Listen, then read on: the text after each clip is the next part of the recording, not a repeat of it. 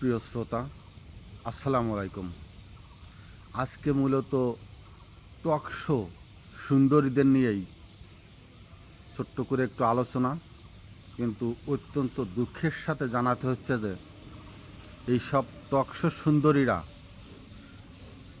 দলীয় পরিচয়ে আবির্ভূত হন এবং দলীয় পরিচয় দিয়েই নিজেদেরকে পরিচিতি করে দেশের সর্বোচ্চ সম্মানের স্থানটিতে এগোতে চান, নিজেদের ব্যবসায়িক কাজকে সফল করতে চান, দলীয় ক্ষমতাশালী এমপি মন্ত্রী হতে চান। এই টকশো বাইরে তাদের আর খুব একটা কৃতিত্বপূর্ণ রাজনৈতিক কর্মকাণ্ড, দেশ সেবায় নিয়োজিত কোনো কর্মকাণ্ড, মানুষের পাশে দাঁড়ানোর কোনো কর্মকাণ্ড পরিলক্ষিত হয় না। আমি প্রথম শুরু করি নীলুফার চৌধুরী মনি। দেখতে সুন্দরী, একজন দক্ষ, উপস্থিত বুদ্ধি সম্পন্ন, কথার চাটুকারিতা ও এটা কি বলবো, চাটুরতা দক্ষ। কোনো এক আদর্শিক বাবার আদর্শিক সন্তানই হবে। বাবার আদরের মেয়ে, পারিবারিক শিক্ষা কিছুটা অনুভূতি হলেও বোঝা যায় বাবা তার মেয়েকে অত্যন্ত সুন্দরভাবে তৈরি করে, প্রস্তুত করে মানুষের সামনে তুলে ধরবার, মেলে ধরবার বেশ উপকরণ শিখিয়ে তারপরে মাঠে এনেছেন। যদিও তার উক্তিটি বেশ কিছুদিন আগের। তিনি বলেছিলেন, বিএনপি ধাওয়া দিলে মাঠে কেউ দাঁড়াতে পারবেন না।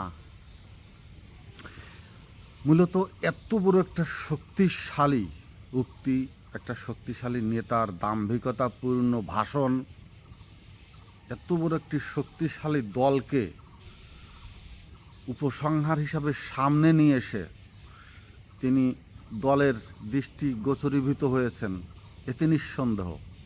কিন্তু অভ্যন্তরে দলের যে ক্ষতিটা হয়েছে তার থেকে কয়েক গুণ বেশি।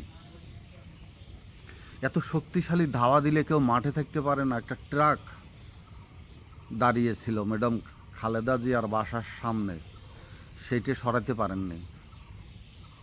যে বিপ্লব, জুলাই আগস্ট মিলে একমাত্র, অনেককেই দেখেছি, অনেক ছাত্র ছাত্রীদেরকে দেখেছি, অনেক মহিলাদেরকেও দেখেছি, তার ভিতরে একমাত্র কথা বলতে তো দেখেছি তো ঢাকা ভার্সিটির ডক্টর সাইমা ম্যাডামকে।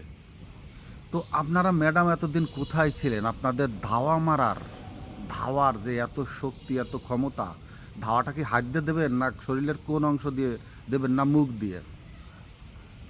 টকশো ব্যবসায় আপনি জমজমাট। আমি টকশোগুলো দেখি, বা পিনাকি, সরোয়ার, ইলিয়াস, এদের কথাগুলো শোনার চেষ্টা করি, জ্যাকব, এদের কথা শুনি।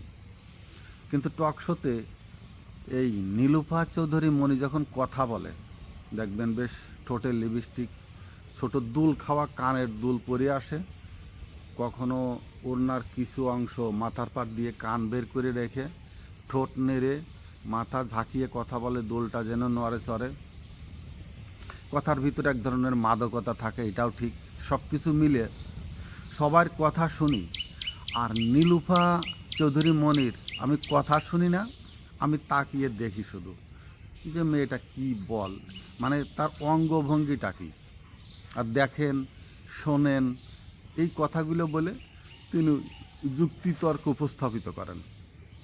এছাড়া দলের কর্মকাণ্ডে, বিএনপির কোনো বড় ধরনের সংগ্রাম, আন্দোলনে আমি তাকে দেখি না। তো এই গেল একজন। দ্বিতীয়জন হচ্ছে রুমিন ফারহানা। হুমায়ুন আহমেদের অনেক উপন্যাসে কিছু কিছু নারীদেরকে নিশিকন্যা, তিতলি বিভিন্ন নামে অভিহিত করেছেন। আমরা সবাইকে সম্মান রেখেই বলছি, এটা কিন্তু পেশাদার, কেউ ব্যারিস্টার, কেউ ঢাকা সুপ্রিম কোর্টের অ্যাডভোকেট, বিভিন্নভাবে সম্মানের পেশাগুলোর ভিতরে নিয়োজিত, কিন্তু ইন্ডা এই সম্মানের জায়গাগুলো পেশাদারিত্বে না গিয়ে নিজেদেরকে অন্যভাবে দলীয় পরিচয়ই হোক, নিজেদের পারফরমেন্স বা গ্ল্যামারকেই হোক ব্যবহার করতে চায়।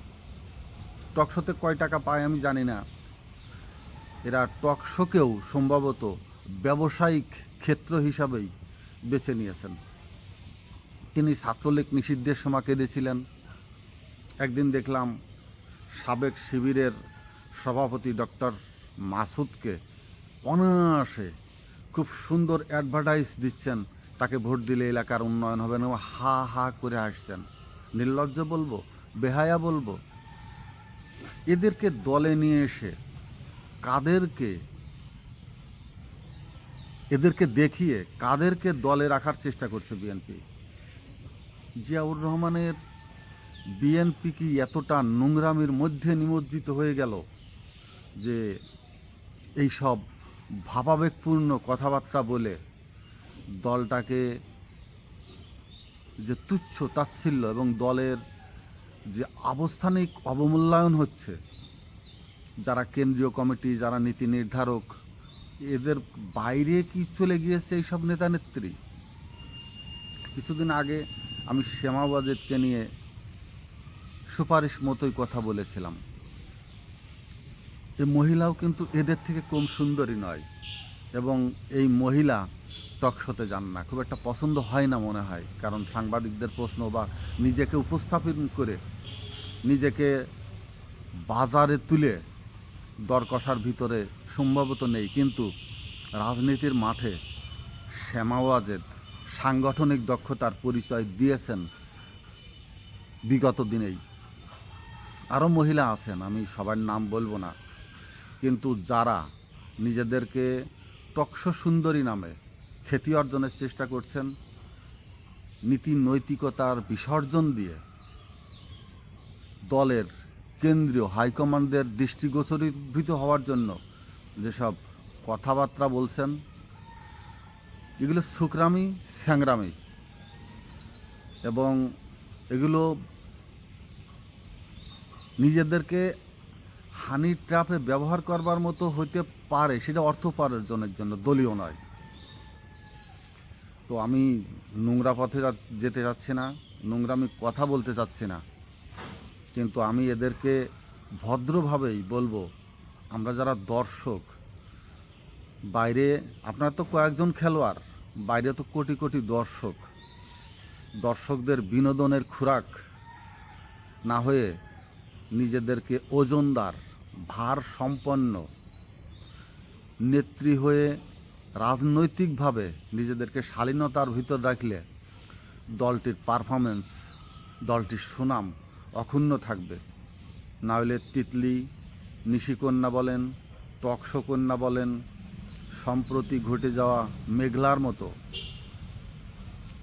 বা ডাক্তার সাবিনাদের মতো নিজেদেরকে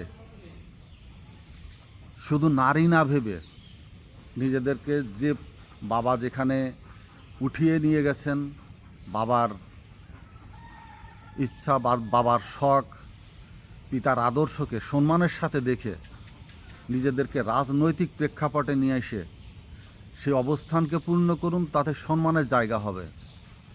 কিন্তু টকশোতে বসে রঙিন ফারহানা যেভাবে হাস্য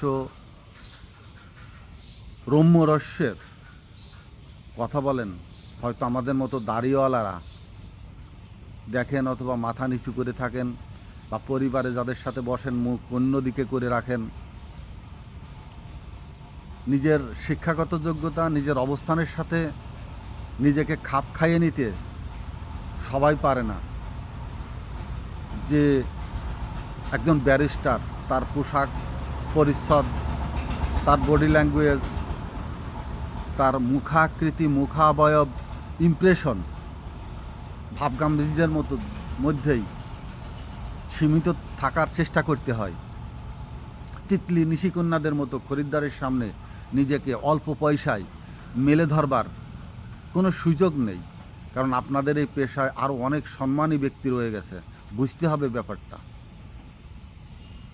আশা করি নিজেদেরকে সংযত এবং কথাবার্তায় চাল চলনে নিজেদের অবস্থার দিকে লক্ষ্য রাখবেন। সেই সাথে আমি দলীয় নেতানেত্রীর দৃষ্টি আকর্ষণ করে বলছি, দলের সৌন্দর্যকে বাড়ানোর জন্য হয়তোবা আপনারা একই গাছে অনেক ফুলের সমারোহ ঘটান, ঠিক আছে, কিন্তু এটা কিন্তু রাজনৈতিক দল যারা দেশ শাসন করবে, যাদের হাতে সাধারণ মানুষ ক্ষমতা তুলে দেবে, তারা সুন্দরী খোঁজেন নাকি হয় সে পারে নাই বা ব্যর্থতা হয়েছে। সাহারা খাতুনের চেহারা ভালো ছিল না, কিন্তু স্বরাষ্ট্রমন্ত্রী হয়েছিলেন। পারফরমেন্স প্রদর্শিত হয় তার দক্ষতা, সাংগঠনিক কর্মকাণ্ডের ভিতরে, মানুষের কাছে যাওয়ার ভিতর দিয়ে। টিভির সামনে বসে নিজের চেহারাকে এই যে মাদকতাপূর্ণ রহস্যময় রোমান্টিকতা দিয়ে দলের অবস্থার অবনতি ঘটানো, এতে জনগণ পিছু হটবে, দলের নাম সুনাম থাকবে না। এমনিতেই দল সুদিনের ভিতরে নেই, অবস্থা খুব একটা ভালো মনে হয় না আপনাদের। তারপরেও এইসব জলকন্যাদের, নাগিন কন্যাদের, বিন কন্যাদের, তিতলি প্রজাপতিদের, নিশিকন্যাদেরকে আইনের ভিতরে, দলীয় একটা শৃঙ্খলার ভিতরেই রাখার চেষ্টা করা উচিত। কারণ তারা যদি আপনার দলের প্রতিনিধিত্ব করে, দলের নিয়ম কানুনের মধ্যে থেকেই করতে হবে। আর দল করবেন আপনি আপনার ইচ্ছা মতো যা খুশি সেটাও যেমন বলবেন, নিজেদেরকে দলীয় পরিচয় প্রেজেন্টেশন করে ধনিক বণিক অর্থশালী লোকদের দৃষ্টি আকর্ষণের চেষ্টা করবেন। দল যেন খাটের প্রতিনিধিত্ব না করে, দল যেন জনগণের প্রতিনিধিত্ব করার উপযোগী হয়ে ওঠে। সেদিকে লক্ষ্য রাখলে বাংলাদেশ জাতীয়তাবাদী দল, বিশেষ করে জিয়াউর রহমানের হাতে গড়া যে দলটি, সেটির সুনাম অক্ষুণ্ণ থাকবে। আশা করি ছোট্ট করে কিছুটা হলেও বোঝাবার চেষ্টা করেছি, বুঝতে পেরেছেন। ধন্যবাদ সবাইকে। আসসালামু আলাইকুম।